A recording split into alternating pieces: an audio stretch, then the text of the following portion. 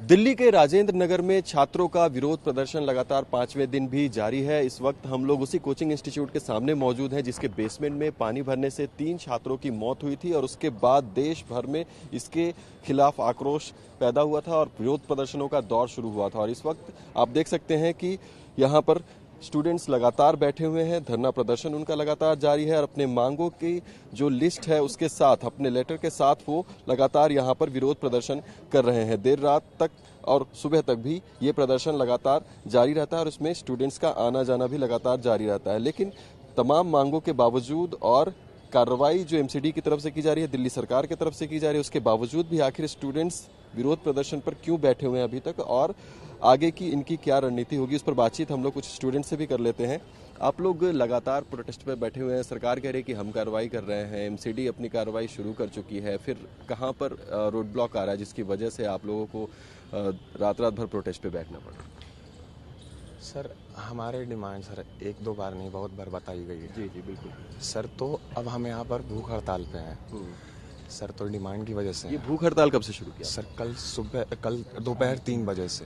अच्छा हाँ, और सर 15 घंटे होने को हैं। हमारी डिमांड थी कि हमारा भूख हड़ताल तब तक चलेगा जब तक एमसीडी के ऑफिशियल्स, मेयर, काउंसिलर या फिर कमिश्नर ये और या लोकल एमएलए ये आके हमसे मुलाकात नहीं करते हैं।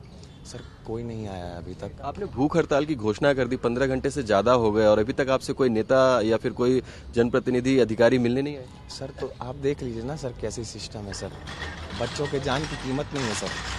बच्चों की जान की कीमत होती तो आते हैं वो, उनको अपना नेतागिरी चिमकाना है सर। उनके पास एसी है सर। हम कल रात भर, हम जितने भी यहाँ पर हैं सर, रात भर सर गर्मी में यहाँ पर सोए हैं सर। और यहाँ एक बच्चा सर बीमार पड़ा हुआ है, पानी नहीं पिया है उसने 15 घंटे से, और वो एसी में बैठ के बस नेतागिरी चमकाने में आ गए हैं सर। यहाँ आके मिलने में इंटरेस्टेड नहीं है वो। कितने स्टूडेंट्स हैं आप लोग जो भूख हड़ताल में शामिल हैं? सर हम यहाँ पर 15-20 स्टूडेंट हैं जो भूख हड़ताल में शामिल हैं। और सर कल हमारे साथ हज़ारों की मात्रा में स्टूडेंट्स यहाँ पर जुड़े थे। और सर डिफरेंट प्लेसेस, जो भी स्टूडेंट एरिया है, मुखर्जी नगर हो गया, यहाँ ओल्ड राजेंद्र नगर हो गया, सब जगह प्रोटेस्ट किए जा रहे हैं। फिर भी अगर थोड़ी भी शर्म हो तो वो आके हमसे बात कर ले सर। और भी स्टूडेंट्स हैं, उनसे भी बातचीत हम लोग करेंगे। आप लोग भी भूख हड़ताल पर बैठे हुए हैं, क्या इसके बारे में आप लोगों ने जानकारी दी आगे या फिर किसी ने आपसे बातचीत करने की कोशिश की? सर हमारी जो जानकारी है कि हम भूख हड़ताल पे बैठेंगे, अनशन पर बैठेंगे और निर्जल अवस्था में बैठेंगे, ये हमने कल ही जो है मीडिया में घोषित कर दिया था। और मीडिया के ही हम लोगों ने थ्रू ये जो है डिमांड जो है हमारी एडमिनिस्ट्रेशन से रखी थी। बाद में जो हायर ऑफिशियल्स, जो पुलिस ऑफिशियल्स हैं, उनसे भी हमारी शाम में बात हुई थी। And even they knew very well कि आज हम लोग जो है, कल से हम लोग जो है हंगर स्ट्राइक पर बैठे हुए हैं। कोई समझाने के लिए आया आप लोग? समझाने के लिए तो नहीं आए हैं, बट हाँ we have been coerced to not do it any more because इसका कोई सक्सेसफुल आउटकम नहीं है। बहुत सारे मीडियम्स के थ्रू हम लोगों को जो है बताया जा रहा है कि ये मत करिए।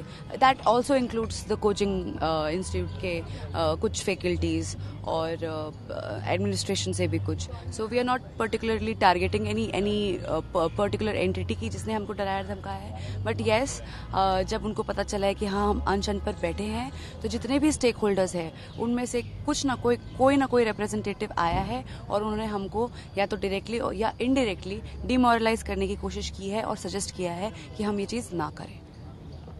तो ये स्टूडेंट्स आप देख सकते हैं कि यहाँ पर 15 घंटे से ज़्यादा हो गए और लगातार धरना प्रदर्शन पर बैठे हुए हैं। और इनका यही कहना है कि इनकी मांग बहुत ही सिंपल है कि कोई जनप्रतिनिधि इनसे आके या कोई वरिष्ठ अधिकारी इनसे आके मिले और इनसे बातचीत करें, लेकिन इतना भी उनकी तरफ से नहीं किया जा रहा है। कैसे ये बात आगे बढ़ेगी, क्योंकि आप लोग तो स्टूडेंट रिप्रेजेंटेटिव भी हैं, ड्यू को रिप्रेजेंट भी करती हैं आप, क्या आपने बातचीत करने की कोशिश नहीं करी कि एलजी कुछ स्टेप्स उठाए?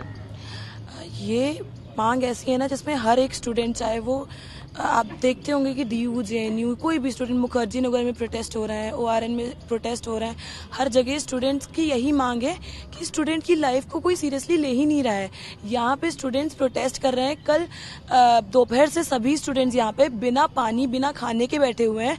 बट जितने भी यहाँ पे, चाहे एमसीडी हो, चाहे कोई भी हो, नोबडी इज हेयर टू बताने की कोशिश ही नहीं कर, मिलने की कोशिश नहीं कर रही है, नेगोशिएट नहीं करने की कोशिश कर रही है। अपने घरों से, अपने शीश महल से लोग निकल नहीं रहे। स्टूडेंट की क्या डिमांड है वो पूछना ही नहीं चाहते हैं।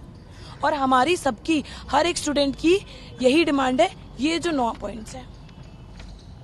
बिल्कुल, आप देख सकते हैं कि 9 पॉइंट्स का जो डिमांड है सब लोगों ने अपने हाथ में ये रखा हुआ है और इन्हीं मांगों के साथ वो चाहते हैं कि सरकार उनसे बात करे, सरकार के प्रतिनिधि उनसे बात करे, जो वरिष्ठ अधिकारी बैठे हुए पदों पर, एमसीडी की बात करे या फिर दिल्ली सरकार की बात करे, वो उनसे बातचीत करे और तब शायद इस बातचीत के बाद कोई समाधान निकल सकता है। लेकिन अभी तक जो वस्तु स्थिति बनी हुई है उसमें यही है कि छात्र लगातार अपने मांगों को लेकर प्रदर्शन कर रहे हैं और कोई ऐसी बातचीत या कोई ऐसी निगोशिएशन अभी तक सरकार की तरफ से दिखाई नहीं देती है, जिसके बाद ये विरोध प्रदर्शन जो छात्रों का है वो खत्म हो चुके। और अब यहाँ पर लोग भूख हड़ताल पर भी बैठ गए हैं। ऐसे में देखना होगा कि सरकार अब इन स्टूडेंट्स को मनाने के लिए, इनके आक्रोश को कम करने के लिए क्या कदम उठाती है।